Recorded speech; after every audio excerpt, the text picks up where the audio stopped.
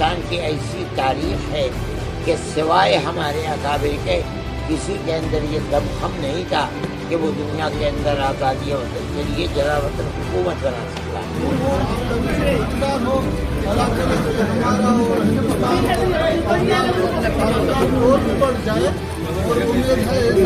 جو مجالس ہمارا ہوا ہے دلی میں، مجھے لگتا ہے کہ آئندہ ہمارا اور آپ کا بہت روشن ہے۔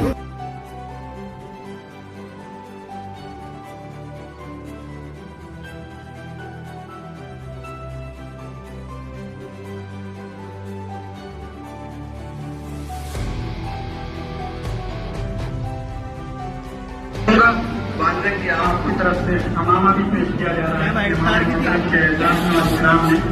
ان کا یہی کہنا تھا کہ جس طرح ڈاکٹر کے لیے، انجینئرنگ کے لیے اور دوسرے شعبوں کے لیے یہاں افغانستان سے طلبہ آتے ہیں، تو وہ علوم نبوت کو حاصل کرنے کے لیے بھی مادر علم جو ہے دارالعلوم دیوبند میں جو ہے یہاں پہ ویزا لے کے باقاعدہ تعلیم حاصل کریں۔ ملا ٹائمز میں خوش آمدید۔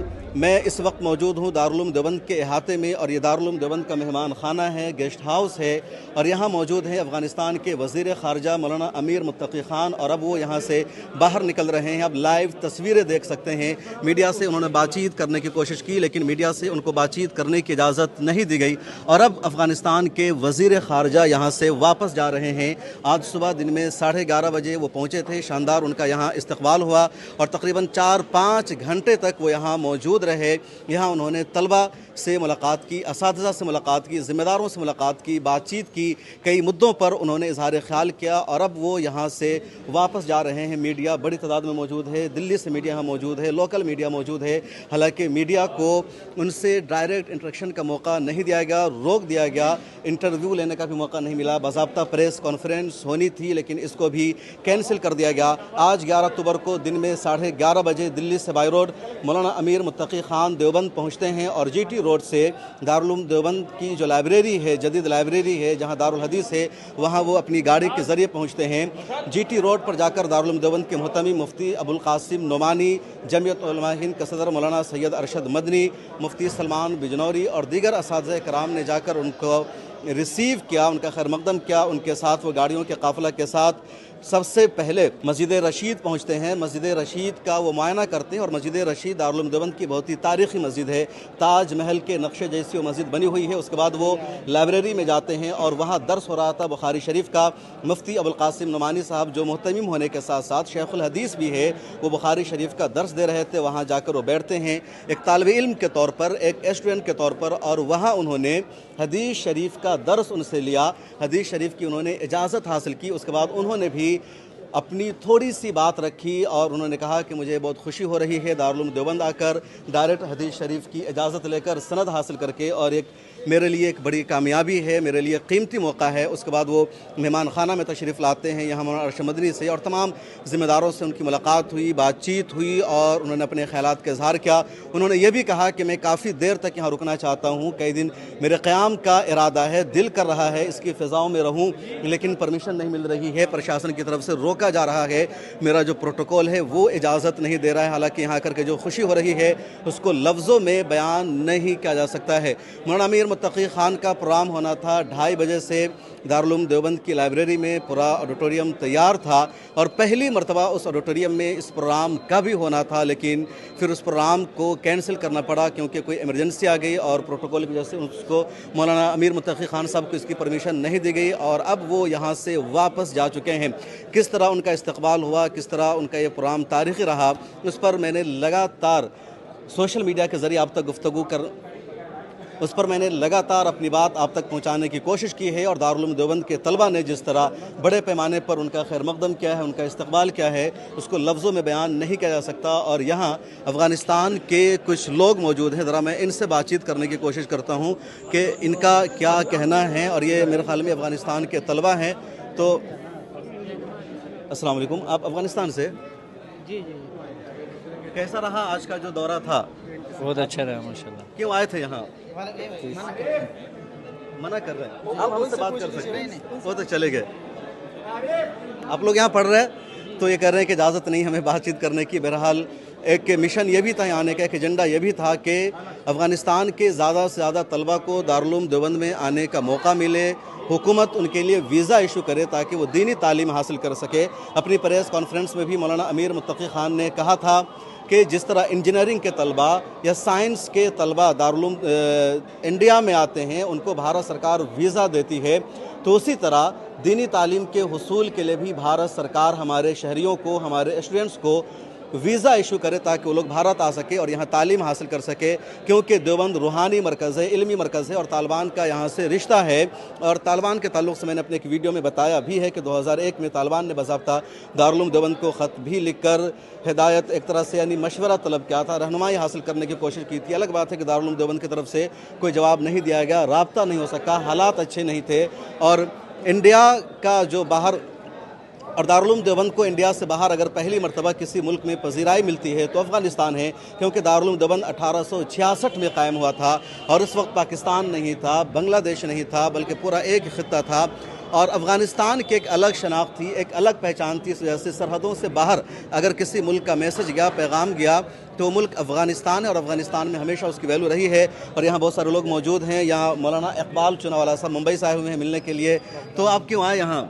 और माफ़ कीजिएगा, मौलाना इकबाल चुनावाला साहब मुंबई में रहते हैं और वक्फ दारुल देवबंद की मजलिस शुरा के रुकन भी हैं और बाज़ाब्ता तमाम लोगों को यहाँ मुलाकात के लिए बुलाया गया था खुसूसी तौर पर। इसके अलावा दारुल देवबंद के मुहतमी मुफ्ती अबुल कासिम नवानी साहब से मेरी बातचीत हुई तो उन्होंने कहा कि दारुल देवबंद के जितने असातिज़ा हैं उनके अलावा मज़ाहिरुल उलूम, दारुल वक्फ देवबंद और आसपास के जितने मदारिस हैं उन सब के ज़िम्मेदारों को बुलाया गया था, मुहतमीम को बुलाया गया था मुलाकात के लिए। तो मौलाना को भी बुलाया गया था। तो कैसा रहा आपका? अल्हम्दुलिल्लाह, आज बहुत ही हमारे लिए तारीख़ी दिन है और बहुत ही तमाम अहले देवबंद जो है खुशी और मसरत का इजहार कर रहे हैं कि तकरीबन 57 साल के बाद जो है अफ़गानिस्तान का वक्फ जो है सरज़मीन देवबंद के ऊपर जो है हाज़िरी दी उन्होंने और अपनी जो तारीख़ी चीज़ें, तारीख़ी रिवायत है उनको उन्होंने देखा। असातिज़ा इकराम से जो है इजाज़त हदीस भी ली और तमाम जो है यहाँ की इमारतों को, दरसगाहों को, दारुल हदीस को देखा और तलबा ने जो है भरपूर जो है पुरजोश जो है मेहमान इकराम का इस्तकबाल किया। आपकी मुलाकात हुई उनसे? जी, मैं मुलाकात भी हुई और अल्हम्दुलिल्लाह हमने साथ में जो है ज़हराना भी तनाउल फरमाया और बहुत अच्छी मुलाकात रही और बाकायदा उन्होंने मुआनका भी किया मुझसे। क्या कुछ कहा उन्होंने? हाँ, बस उन्होंने ये कहा कि बहुत खुशी और मुसरत महसूस कर रहे हैं यहाँ और उनका जो बयान जो है वो रिकॉर्ड भी हुआ है, उसमें से आपको इक़्तिबासात मिलेंगे। उसमें हज़रत ने यही कहा कि पहले भी ये रहा कि अफ़गानिस्तान के तलबा जो है यहाँ से जो है फैज़ हासिल करते रहे हैं और आइंदा भी उम्मीद की जा सकती है जो हिंदुस्तान के और अफ़गानिस्तान के जो ताल्लुकात इस्तिवार हो रहे हैं तो इंशाअल्लाह आइंदा भी जो इसके वीज़ा के जो है बातचीत हुई कि अफ़गानिस्तान के तलबा को वीज़ा इशू किया जाए दारुल देवबंद में तालीम हासिल करने जी, उनका यही कहना था कि जिस तरह डॉक्टर के लिए, इंजीनियरिंग के लिए और दूसरे शोबों के लिए यहाँ अफ़गानिस्तान से तलबा आते हैं तो वो उलूम नबूवत को हासिल करने के लिए भी मादर इल्म जो है दारुल देवबंद में जो है यहाँ पे वीज़ा लेके बाकायदा तालीम हासिल करें। बहुत शुक्रिया। मुत्तकी साहब, कैसा रहा आपका विजिट? दारुल देवबंद का जो असातिज़ा उन्होंने जो इस्तेमाल किया, जो मोहब्बत का इजहार किया, ये आप और इलाके में जो आवाम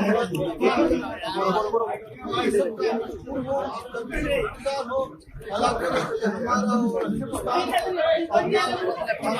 और भी बढ़ जाए और उम्मीद है जो मजालिस हमारा हुआ है दिल्ली में, मुझे लगता है कि आइंदा हमारा और आपका बहुत रोशन है।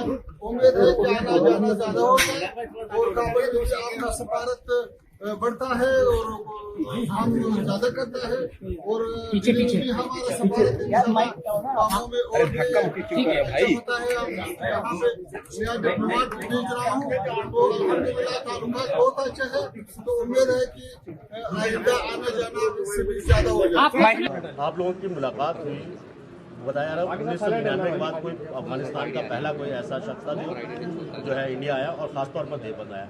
किस तरीके की मुलाकात रही और क्या क्या बातें हुई आपको? हमारी मुलाकात बहुत अच्छी रही।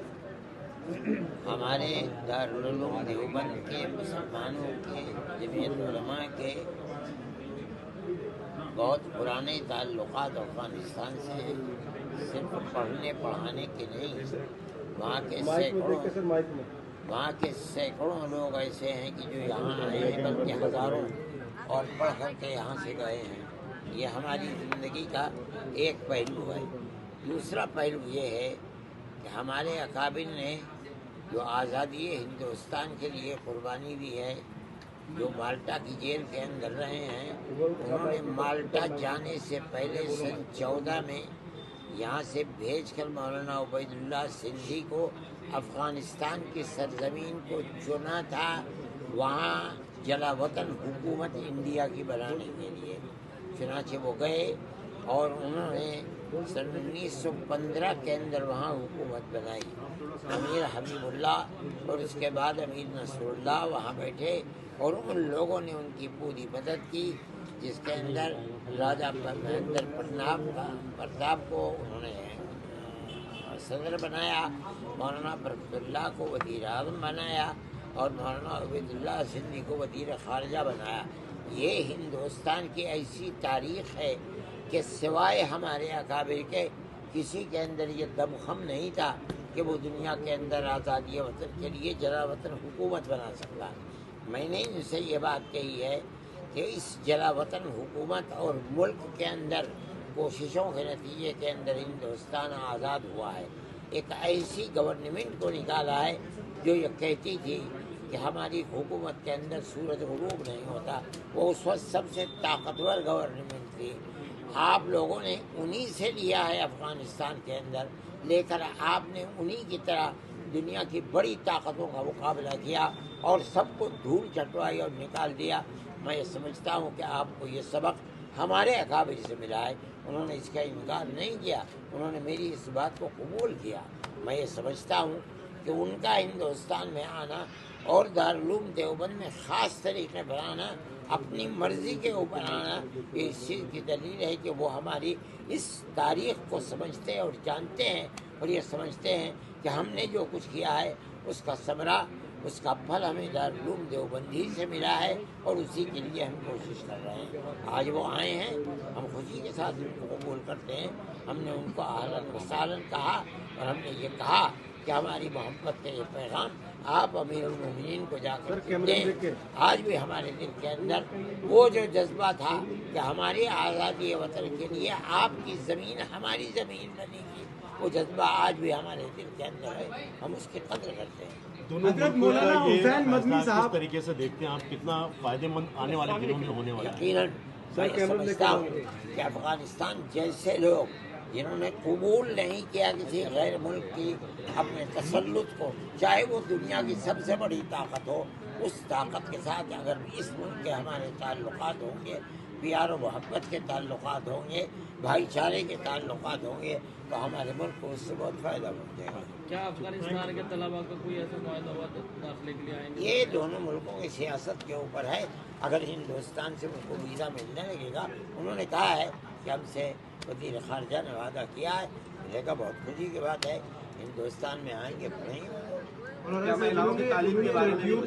تعلیم پہ بندش لگائی ہے؟ ہماری کوئی اس مسئلے کے اوپر بات چیت نہیں۔ مولانا صاحب انہوں نے لڑکیوں کی تعلیم پہ بندش لگائی ہے، اس پہ کچھ مشورت، کچھ رائے نہیں، ہم سے کوئی بات ہی نہیں ہوئی اس مسئلے کے اوپر۔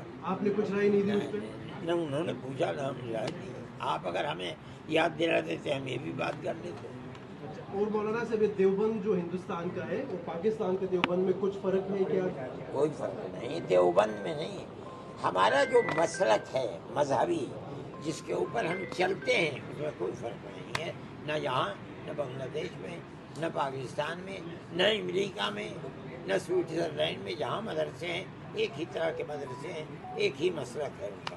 مدنی صاحب، کل دلی میں ایک پریس وارتا ہوئی تھی، اس میں کیول پروشوں کو بلایا گیا افغانستان کے جو، میں نہیں جانتا ہوں، نہیں، لیکن ہم آپ سے یہ جاننا چاہ رہے ہیں کہ آپ سے ملاقات ہوئی ہے، مہیلاؤں کے اوپر جو افغانستان کا وچار ہے اس پہ آپ کتنا سہمت ہیں؟ میں یہ سمجھتا ہوں کہ یہ غلط ہے۔ مجھ سے آج لوگوں نے بتایا کہ یہ غلط ہے۔